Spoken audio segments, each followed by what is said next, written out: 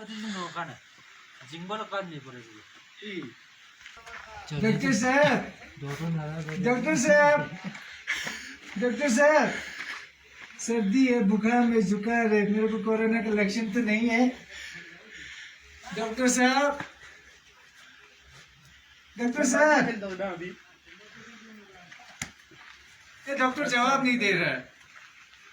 पिछले 11 सालों से डॉक्टर ने यहाँ पे कदम नहीं रखा है, तो फिलहाल स्वास्थ्य विभाग की तरफ से यही एक निशानी है हमको। डॉक्टर साहब दवाई है, दवाई है। तो पिछले 11 सालों से हम यहाँ पे स्वास्थ्य कर्मी के इंतजार कर रहे हैं। स्वास्थ्य कर्मी तो मिला नहीं आज तक, लेकिन ये जरूर मिल जाते हैं यहाँ पे। तो फिलहाल हम इसको स्वास्थ्य विभाग की निशानी मांग के चलेंगे। उम्मीद करते हैं कि जल्द से जल्द यहाँ पे स्वास्थ्य कर्मी आ जाए और इनको रिप्लेस कर देंगे। मैं उम्मीद करता हूँ, आप सब शेयर करिए। धन्यवाद।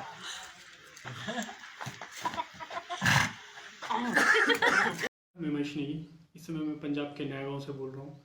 मैं भी इस लॉकडाउन के बीच में यहाँ पंजाब में फंसा हुआ हूँ और इस समय इतनी पुअर कंडीशन हो चुकी है, यहाँ पर इतनी टफ कंडीशन हो गई है कि मेरे घर से मात्र 100 कदम की दूरी पर अभी 4 व्यक्ति, पिछले कल ही 4 व्यक्ति को कोरोना पॉजिटिव आया। तो मैं बहुत अच्छे से जानता हूँ कि किस तरह खौफ का और किस तरह का डर का माहौल है। अभी हिमाचल प्रदेश के अंदर आधे से ज़्यादा जिलों में इस समय सेफ्टी है या ग्रीन जोन में रखा गया, उसमें से किन्नौर भी है। यहाँ पर तो हम बहुत ही लाइटली और बहुत ही मज़े में जी रहे हैं इस समय, कि हम कोई बहुत सीरियस नहीं है। उसी का एक उदाहरण है कि एक व्यक्ति बद्दी से ट्रैवल कर यहाँ पर कोठी गाँव में पहुँचे और उनको सरकार ने क्वारंटाइन रखा गया। अब एक उदाहरण के तौर पे कैसे एक व्यक्ति दूसरे डिस्ट्रिक्ट से, दूसरे रेड जोन डिस्ट्रिक्ट से पास होता हुआ किन्नौर पहुँचता है। प्रशासन कर क्या रहा है, डीसी किन्नौर इस व्यक्ति का इस समय कर क्या रहे इतने मुश्किल की घड़ी में। यहाँ पर अगर एक उदाहरण के तौर पर वो व्यक्ति यहाँ पास बनाकर पहुँच भी जाते हैं, अगर पता नहीं ना जाने वो कितने व्यक्तियों से रास्ते में मिले होंगे, अगर ना भी मिले होंगे तो घर में अपने परिवार वालों के लिए कितना खतरा पैदा कर दिया। खुदा ना खास्ता उनको कभी के कोरोना हो, फिर भी अगर कोरोना पॉजिटिव आ जाता है तो उसके बाद लाइफ बहुत टफ हो जाएगी वहाँ से आगे। क्योंकि वहीं से 3 किलोमीटर दूरी पर डिस्ट्रिक्ट हॉस्पिटल है हमारा, जो किन्नौर का एकमात्र सबसे बड़ा हॉस्पिटल है। उसकी इतनी पुअर कंडीशन है, अगर हम रोज़ाना डेली बेसिस में भी चाहे खांसी बुखार जुकाम के लिए भी चले जाए तो वहाँ डॉक्टर नहीं मिलता हमारे। ऐसी डिस्ट्रिक्ट हॉस्पिटल की कंडीशन है डिस्ट्रिक्ट किन्नौर की। इस समय अगर हम सोचें तो डिस्ट्रिक्ट किन्नौर बहुत ही पुअर स्टेज में है यहाँ पर। उसके बाद अगर हम किन्नौर को भी छोड़ दें, अगर हम आईजीएमसी की बात करें, आईजीएमसी की इस टाइम भी ऐसी हालत है कि वो अगर केस सीरियस हो जाए तो वो चंडीगढ़ पीजीआई में अपने केसेस को भेज रहा है। तो आप इससे एक अनुमान लगा लो कि किन्नौर की क्या कंडीशन है यहाँ पर। तो सीधा सवाल बनता है, डीसी किन्नौर कर क्या रहे इस समय यहाँ पर। हम रोज़ ही देख रहे हैं कि कई मंदिरों से डीसी किन्नौर को डोनेशन मिल रहा है। क्या किसी डीसी किन्नौर का काम सिर्फ डोनेशन लेना रह गया ऑफिस में बैठ के?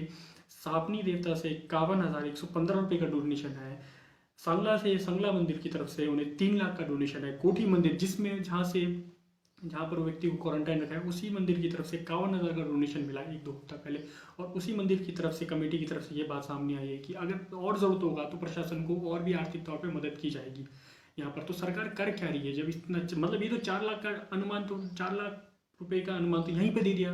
इसके अंदर नाडा साडा का पैसा भी आज के समय डीसी के पास ही है यहाँ पर। तो सरकार क्या कर रही है इतने पैसों के साथ यहाँ पर? सैनिटाइजर गाँव वाले पंचायत वाले खुद मिल के बना रहे, मास्क गाँव वाले पंचायत वाले खुद मिल के बना रहे, कोई प्रशासन की कोई मदद नहीं। लोग खुद सामने आ रहे, पंचायतें खुद सामने आकर डील कर रही है, पंचायत खुद सामने आकर अपने लोगों को स्प्रे करने के लिए भेजे, सैनिटाइज करने के लिए भेजे। प्रशासन कर क्या रहे, डीसी किन्नौर से व्यक्ति समय कर क्या रहे हैं यहाँ पर? उन पर सीधा सवाल बनता है यहाँ पर।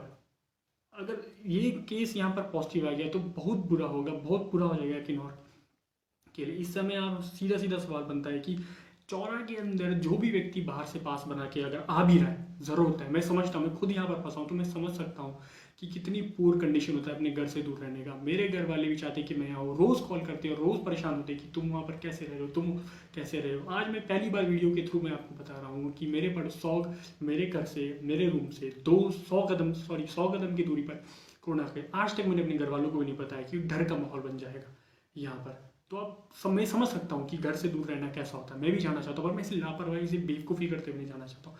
तो मेरा यहाँ पर मुझे जो भी गुस्सा है या आक्रोश है, ये लापरवाही का, जो सरकार लापरवाही कर रही है हिमाचल प्रदेश और किन्नौर के अंदर।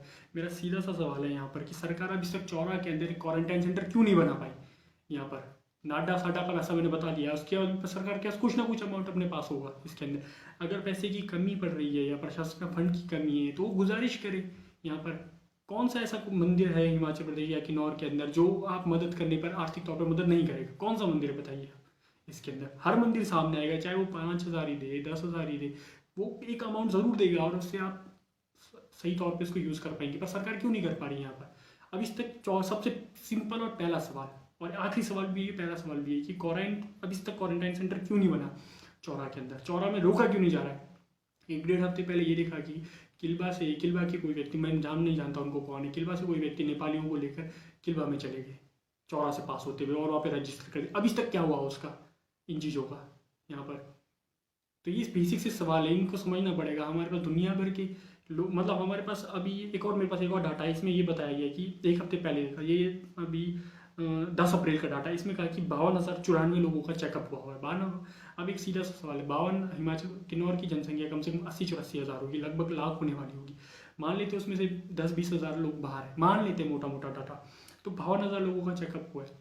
तो मेरा सीधा सवाल प्रशासन से है कि क्या उन लोगों, जिन लोगों ने चेकअप करने के लिए जिनको भेजा गया, उनको किस तरह की प्राथमिक शिक्षा दी गई है, प्राथमिक टेक्नोलॉजी प्रोवाइड की गया है, कुछ चेकअप के लिए क्या क्या संसाधन दिया गया, ये किस तरह का चेकअप किया गया है? मुझे जितना अनुमान है वो क्या किया होगा चेकअप के तौर पे? घर गए होंगे, एक कॉपी लिया होगा, एक पेन लिया होगा, लिखा होगा आपके घर में कितने लोग हैं, सबसे बड़ा कौन है, खांसी जुकाम तो नहीं है आप लोगों को, बाहर से तो नहीं आए हुए, ठीक है जी चलो चाय पी लिया चले गए, अगर रिश्तेदार है नहीं तो बाहर से दूर से टाटा पाए, ऐसा तो हमारा चेकअप हो रहा होगा। इसकी भी ये एक लापरवाही यहाँ पर ये भी दिख रही है। दूसरी लापरवाही तो हम देख ही रहे हैं यहाँ पर कि इसके अंदर कि बाहर से व्यक्ति आ रहा है, सरकार सो रही है। आप कर क्या रहे? आप बोल रहे नाराजगी जता रहे, नाराजगी जता के क्या होगा?